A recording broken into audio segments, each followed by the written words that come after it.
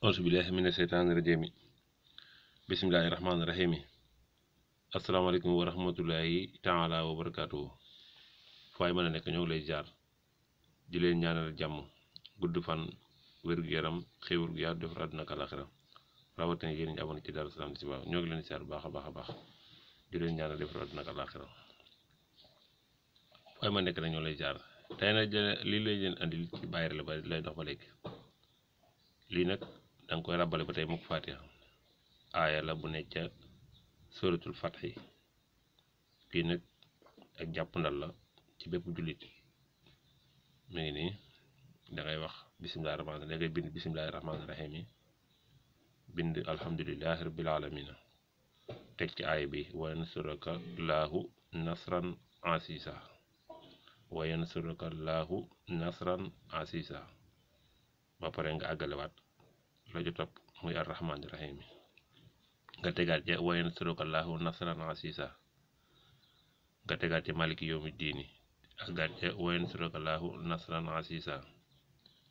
iyyaaka na'budu wa iyyaaka nasta'iin nga tegaat ca wa yansuruka llaahu nasran asiisa ihdina siraatal mustaqiima nga tegaat ca wa yansuruka llaahu nasran asiisa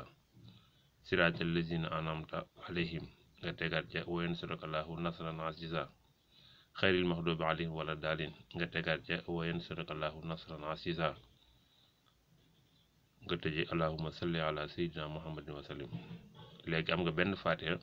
ak juróom-ñaari aaya bi mooy wa yansuraka llaahu nasran asiisa boo ko xamul fu mu nekk ne ma nga suratul Faatiha boo ko xoolee gis nga fa bind nga loolu pare nag am ko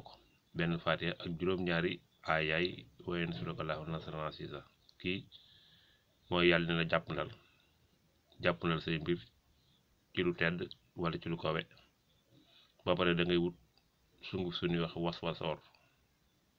waswasoor moo aaya bi boo ko defee ñooy tolloo boo ko defee nga jël ko di ko sangoo juróom-ñaari fan ci kàttanu suñ borom bu jeexee nga defaat ko ci kàttanu suñ borom da nga am bayre boo bëggee bayre